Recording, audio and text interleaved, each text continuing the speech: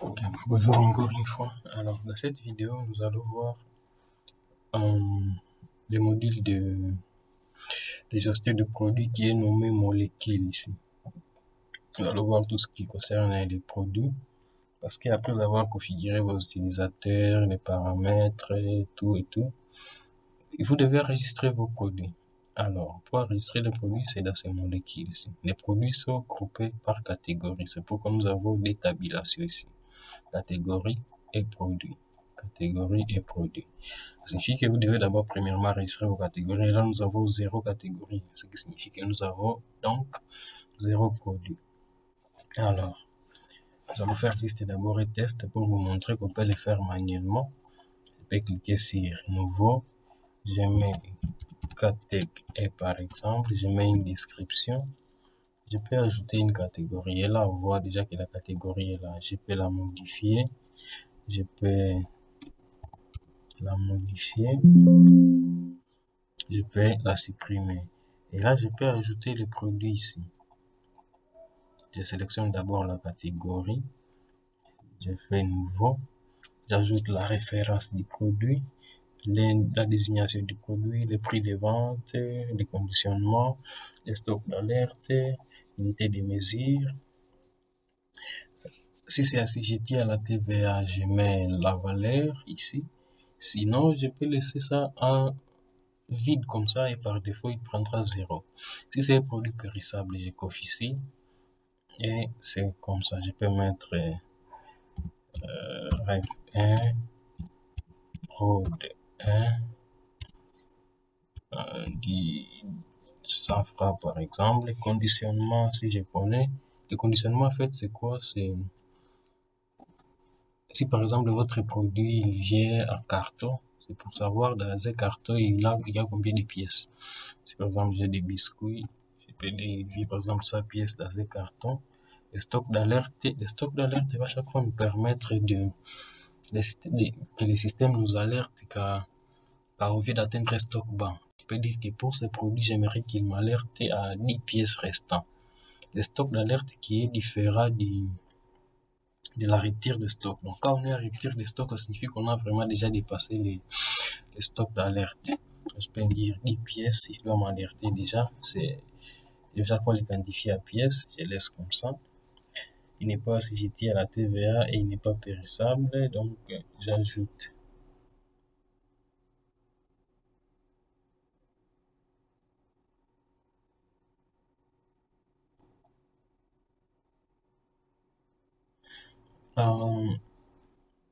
Tu vois, pour cette erreur ici, il t'oblige de mettre au minimum 0.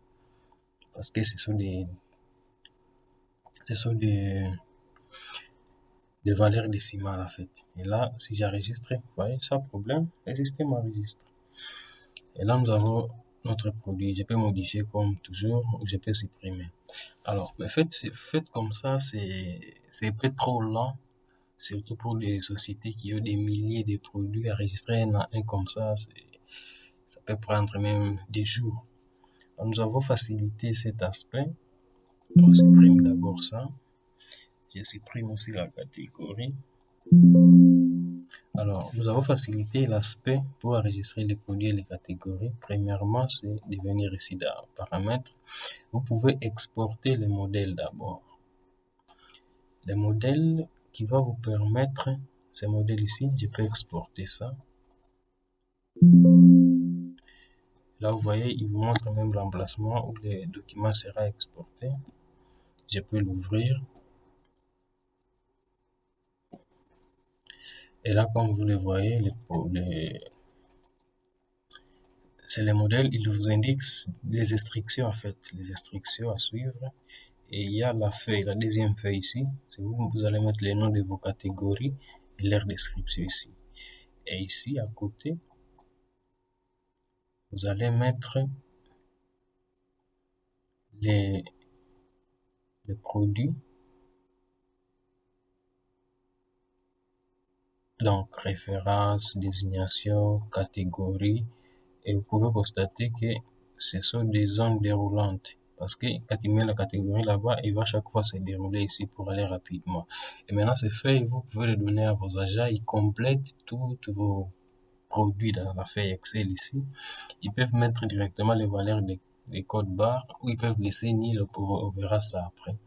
Dès qu'ils ont complété ces fichiers, il faut maintenant l'importer. C'est ce que nous allons voir maintenant. Je vais fermer ça. Pour importer, on vient dans paramètres, importer produit Excel. Je vais choisir les fichiers, c'est celui-ci, import. Dès que je clique dessus, vous voyez, il m'ouvre inaperçu. L'aperçu me montre que j'ai 5 catégories et j'ai 999 produits. Si déjà cette étape te montre qu'il y a 0 erreur, ça signifie que tes données ont été bien saisies. S'il y a des erreurs, il va te montrer que ça c'est pas valide, ça c'est pas valide. Il va déjà t'indiquer avant même d'enregistrer.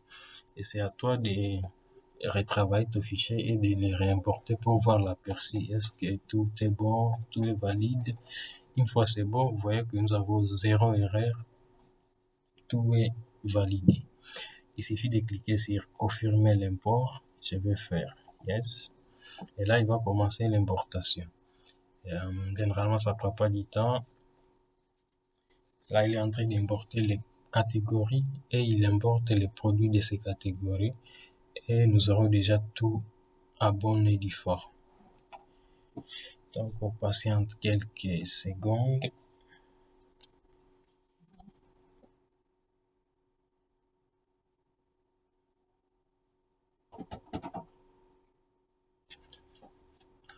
Vous voyez, il me dit importation terminée avec succès. Il me montre une petite description récapitulative, mais l'importation est terminée avec succès. Là, je peux fermer. Si je recharge, vous voyez que j'ai mes 5 catégories. Et si je viens sélectionner,